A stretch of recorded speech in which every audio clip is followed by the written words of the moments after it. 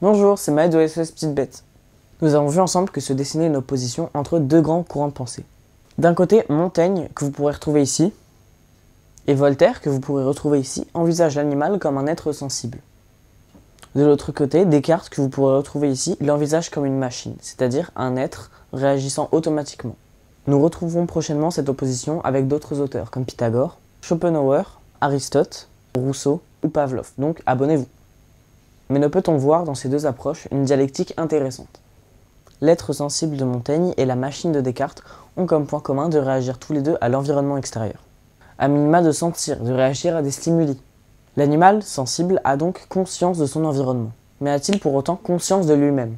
Nous reviendrons sur cette question avec des philosophes. Mais aujourd'hui, allons voir ce qu'en dit la neuroscience. En 2012, en présence de l'astrophysicien Stephen Hawking, 13 neuroscientifiques d'institutions renommées telles que Caltech, le MIT ou l'Institut Max Planck ont signé un manifeste expliquant l'existence de conscience chez de nombreux animaux non humains. Voici comment Philippe Lowe, brillant neurologue et mathématicien, diplômé d'un équivalent du bac spécialité mathématiques à seulement 12 ans et docteur à 22 ans, présente la déclaration.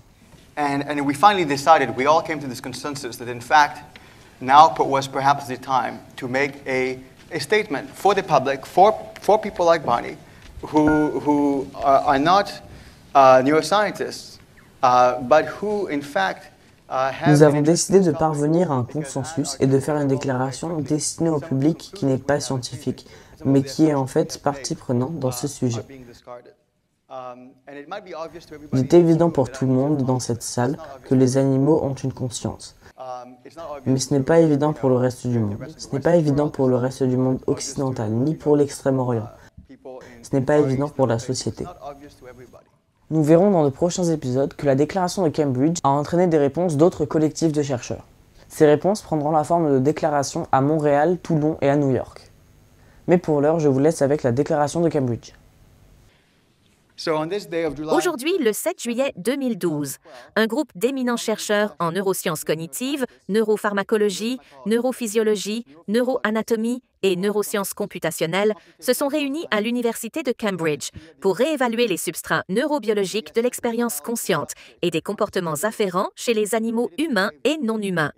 Bien que la recherche comparative sur ce sujet soit naturellement entravée par l'incapacité des animaux non humains et souvent humains à communiquer facilement et clairement leurs états internes, les faits suivants peuvent être affirmés sans équivoque.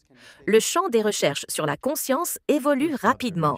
Un grand nombre de nouvelles techniques et stratégies de recherche sur les sujets humains et non humains a été développé. Par conséquent, de plus en plus de données sont disponibles, ce qui nécessite une réévaluation régulière des conceptions régnantes dans ce domaine.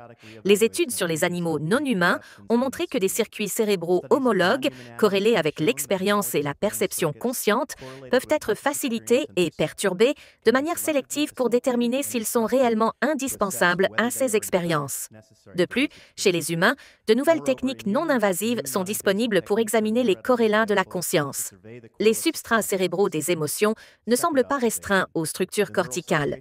En réalité, les réseaux de neurones sous-corticaux excités lors d'états affectifs chez les humains sont également d'une importance critique pour l'apparition de comportements émotifs chez les animaux.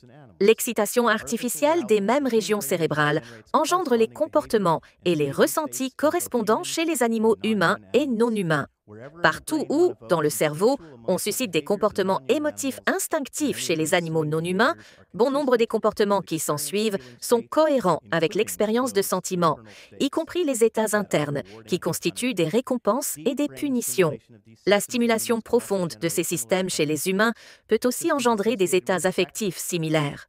Les systèmes associés à l'affect sont concentrés dans des régions sous-corticales dans lesquelles les homologies cérébrales sont nombreuses. Les jeunes animaux humains et non humains sans néocortex possèdent néanmoins ces fonctions mentales, cérébrales.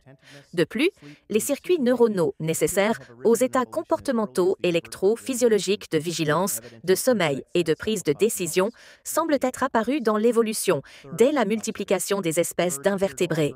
En effet, on les observe chez les insectes et les mollusques céphalopodes, par exemple les pieuvres. Les oiseaux semblent représenter, par leur comportement, leur neurophysiologie et leur neuroanatomie, un cas frappant d'évolution parallèle de la conscience. On a pu observer, de manière particulièrement spectaculaire, des preuves de niveau de conscience quasi-humain chez les perroquets gris du Gabon.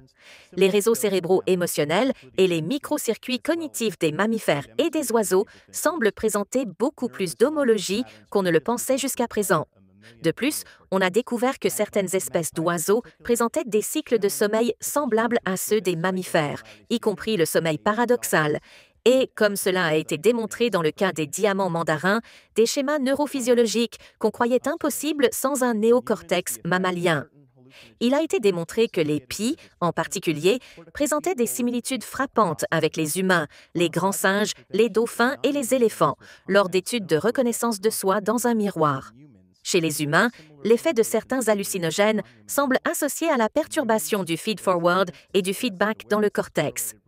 Des interventions pharmacologiques chez des animaux non humains, à l'aide de composés connus pour affecter le comportement conscient chez les humains, peuvent entraîner des perturbations similaires chez les animaux non humains. Chez les humains, il existe des données qui suggèrent que la conscience est corrélée à l'activité corticale, ce qui n'exclut pas d'éventuelles contributions issues du traitement sous-cortical ou cortical précoce, comme dans le cas de la conscience visuelle. Les preuves d'émotions provenant de réseaux sous-corticaux homologues chez les animaux humains et non humains nous amènent à conclure à l'existence de qualia affectifs primitifs partagés au cours de l'évolution. Nous faisons la déclaration suivante. L'absence de néocortex ne semble pas empêcher un organisme d'éprouver des états affectifs.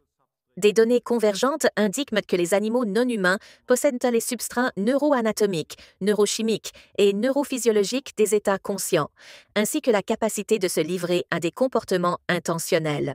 Par conséquent, la force des preuves nous amène à conclure que les humains ne sont pas seuls à posséder les substrats neurologiques de la conscience. Des animaux non humains, notamment l'ensemble des mammifères et des oiseaux, ainsi que de nombreuses autres espèces, telles que les pieuvres, possèdent également ces substrats neurologiques.